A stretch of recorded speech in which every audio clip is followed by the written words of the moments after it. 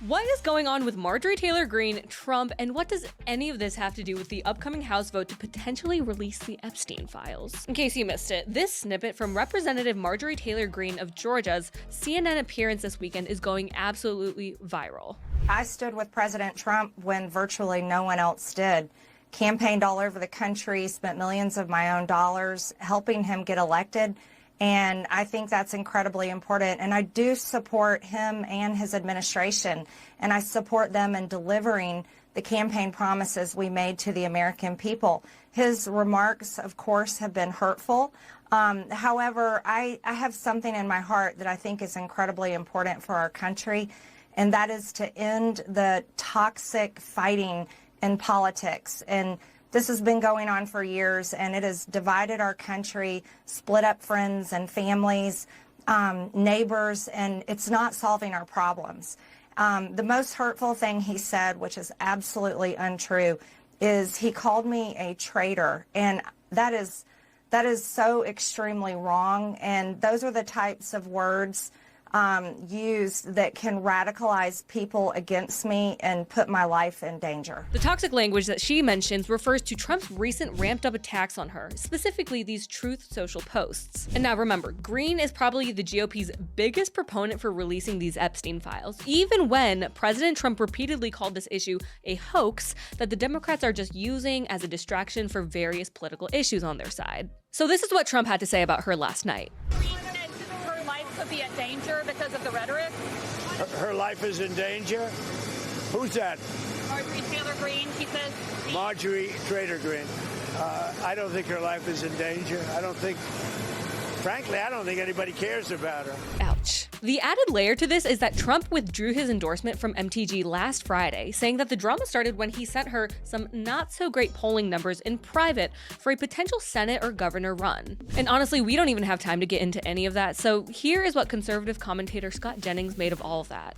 Technically true, based on what I've heard and what I know, that he didn't tell her not to run, but what she didn't say was that he sent her a poll privately, discreetly, and it had information in it. And it showed her down 20 points to Jon Ossoff.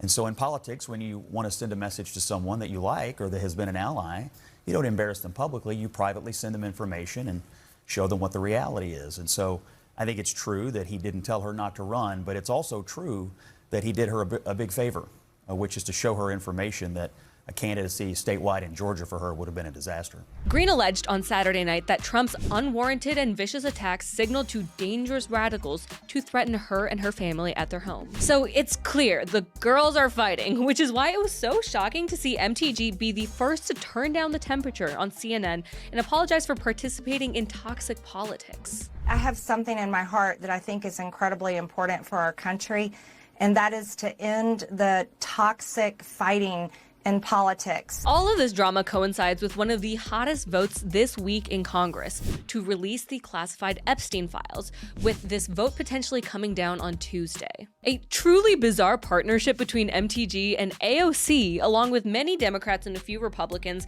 has reached the 218 vote threshold to force a vote on the House floor for the Epstein Files Transparency Act. If the bill passes, it'll require the Attorney General to make publicly available in a searchable and downloadable format all unclassified records related to Epstein. But more on that later, because even if this does pass in the House, it still has to pass in the Senate and get Trump's signature, so this could be a pretty long road. And right when you thought it couldn't get more dramatic, Trump does a 180 and goes as far as to urge the House to vote to release the files. Yes, he said on Truth Social on Sunday night that House Republicans should vote to release the Epstein files because we have nothing to hide. Speaker of the House Mike Johnson echoed this on Fox News Sunday when he said this. Trump has clean hands. He's not worried about it. I talk to him all the time. He has nothing to do with this. He's frustrated that they're turning it into a political issue, and it's not surprising because the Democrats have nothing else to talk about. What have they accomplished in 10 months? Epstein is their entire game plan. So we're going to take that weapon out of their hand this week. They hit the 218 signature threshold. And you know what I did? I offered it on the floor to pass by unanimous consent, the discharge petition. Guess who objected? The Democrats. If they were really for transparency, if this is really about helping victims and all that, they would not have stopped the passage of the discharge petition. To put a bow on all of this is what MTG had to say on her relationship with Trump going forward. Do you see a situation where you and President Trump can make up? And if not, do you think you have a future in the GOP?